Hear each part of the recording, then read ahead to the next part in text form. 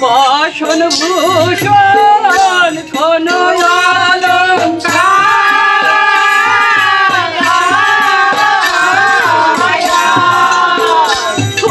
নারী হয়ে করিবে তোমার সংসার রে মনের কথা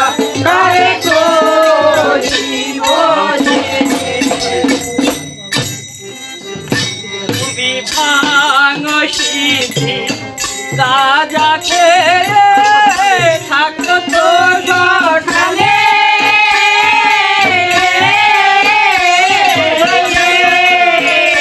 আমি কার্তিক আমি থাকি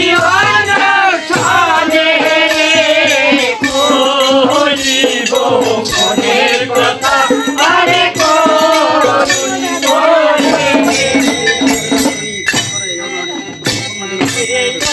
অন্নপূর্ণা দেবী যার ঘরে ঘরণী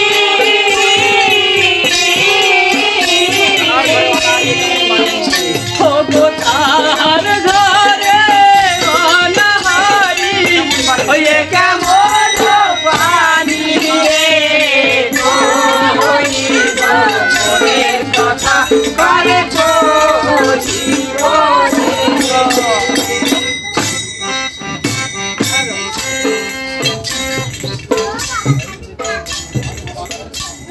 একদিনকে মা দুর্গা শিবের কাছে দ্বন্দ্ব করে বলছে, স্বামী স্ত্রীর দ্বন্দ্ব যাচ্ছিরা যুগ যুগান্তর ধরে বয়ে আসছে। মহাদেবের সামনে যে মা পার্বতী বলছে, মহাদেব তুমি আমাকে কি দিয়েছ? আমি রাজনন্দিনী, আমি রাজকন্যা, তুমি আমাকে কিছুই দিতে পারোনি। তুমি ভিখারি শিব, তুমি শ্মশানে থাকো। কোনোদিন আমার কোনো অলঙ্কার দাওনি, কোনো গহনা দাওনি কোনো বসন ভূষণ। আমার সন্তান কার্তিক গণেশকে নিয়ে আমি অনাহারে থাকি। তুমি কি কখনো আমাদের খোঁজখবর নিয়েছ? সারাদিন শ্মশানে পড়ে থাকো, ভিক্ষা করে বেড়াও, তখন মহাদেব এসে বলেছে, ও পার্বতী, লোকে তোমাকে সবাই অন্নপূর্ণা বলে ডাকে, তুমি তো সবাই অন্ন যোগাও আর তোমার ঘরে অনাহারে থাকে, এ কথা আমি বিশ্বাস করি না।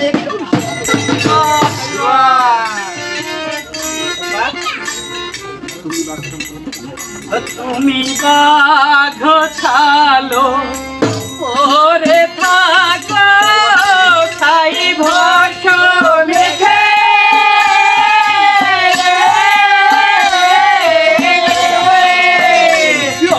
ভূত হবে রে নাচে গো তোমায় ঘিরে ঘিরে রে মনের কথা করে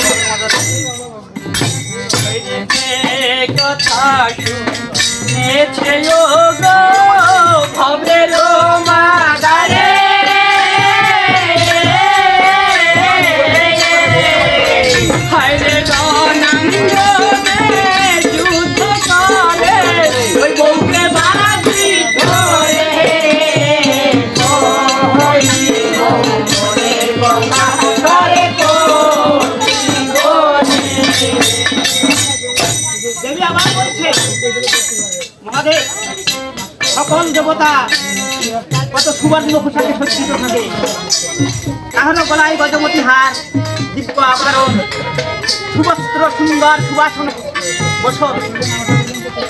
আর তোমার পরনে বাদশাল কেন মহাদেব? কেন তুমি সাই বস্ত্র মাখো?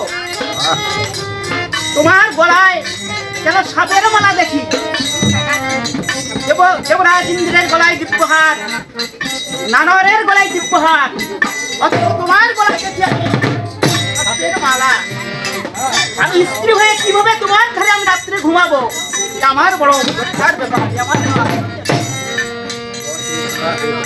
দেবী আবার বলেছে, এই জগতে আমি কখনো শুনি নাই যে যুদ্ধে স্ত্রীকে বাজি রেখে যুদ্ধ করে।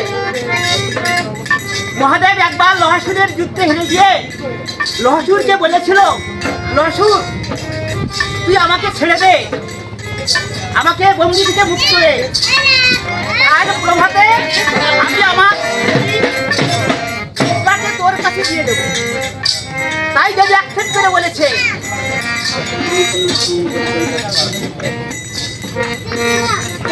দেবী আক্ষেপ করে বলেছে, এ পর্যন্ত কেউ স্ত্রীকে বাজি রেখে যুদ্ধ করে নাই। তুমি মহাদেব কোন বিবেকে তোমার স্ত্রী পার্বতীকে যুদ্ধে ফেরালে? কেন তাকে বাজি ধরে যুদ্ধ করলে? তখন মহাদেব বললো, শোনো দেবী, শোনো শোনো হে মন্তরী কহিতার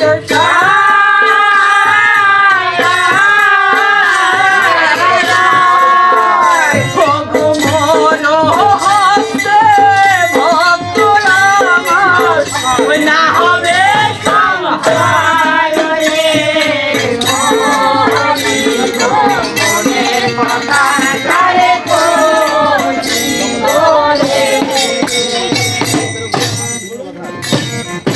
জগতের মূল তুমি, তুমি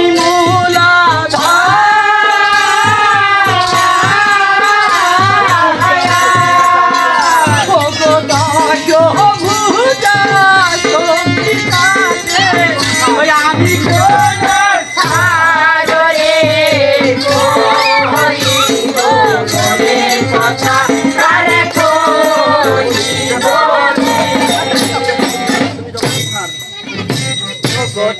তুমি দাতা, তুমি ধাতা, তুমি জগতের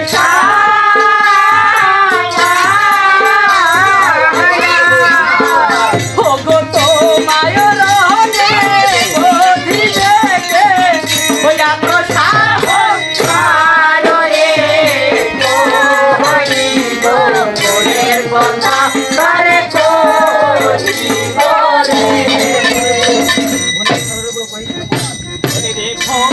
নিতাছা যোগগুণ কহিতে তোমারে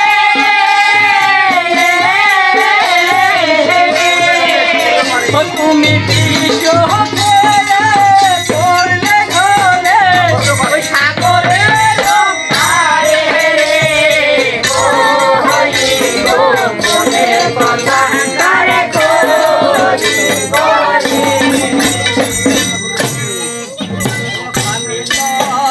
সর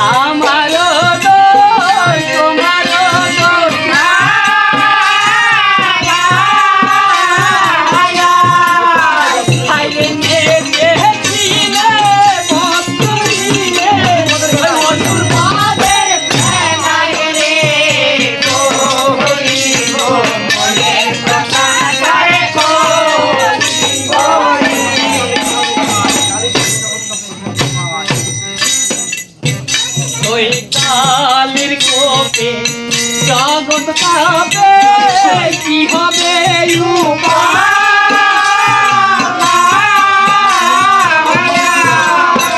তখন ব্রহ্মা বিষ্ণু দেখে তখন ওই আমার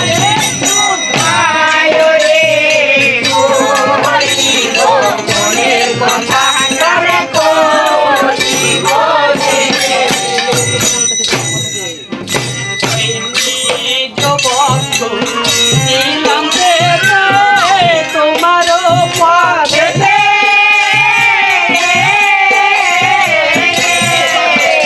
ওগো স্বামীর বুকে পাহা দিতে ওই যে কোথায় দেখেছে রে মনের কথা তারে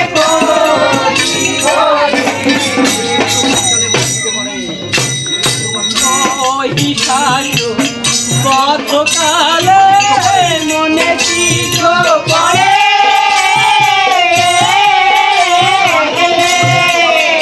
ওগো কাহার শক্তি ছিল দেবী ও তোমার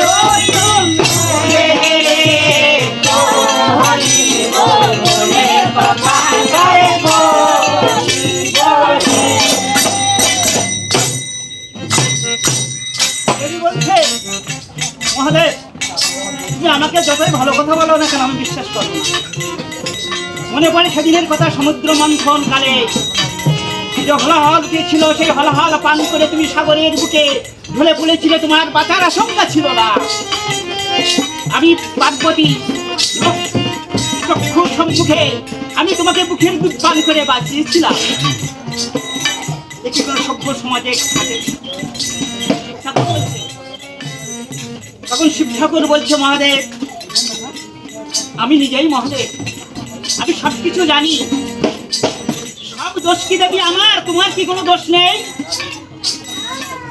তুমি যে বস্ত্রহীনা হয়ে রণাঙ্গিনী হয়ে যুদ্ধের মাঠে তুমি পশুর সেবন করেছিলে, তোমার দেহে বস্ত্র কোথায় ছিল? আমি সবালুর হয়ে তোমার পথে দাঁড়িয়েছিলাম, তুমি উলঙ্গিনী হয়ে আমার বুকে পা দিয়েছিলে। তখন তোমার ধর্ম কোথায় ছিল? তখন তোমার বাগ্য কোথায় ছিল? কেউ কোথায় শুনেছে যে স্ত্রী হয়ে স্বামীর মুখের উপর দাঁড়াতে?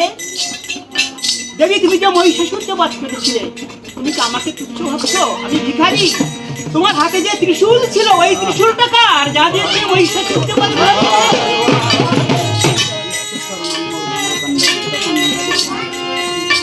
তখন শিব আবার বলেছে, ওরে বিশ্বেশ্বর নাম আমার ধনের কান্ডারি,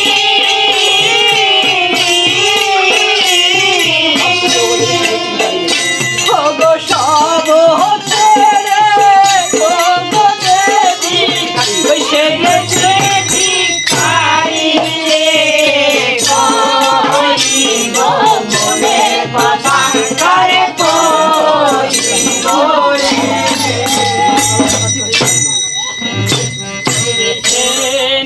কালে সদা শিব হাসিতে লাগিল,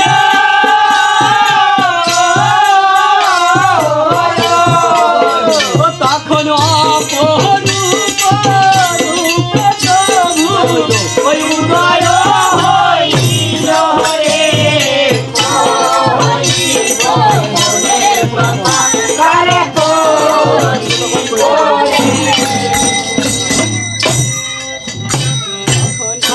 আলোতে ভোরে উঠি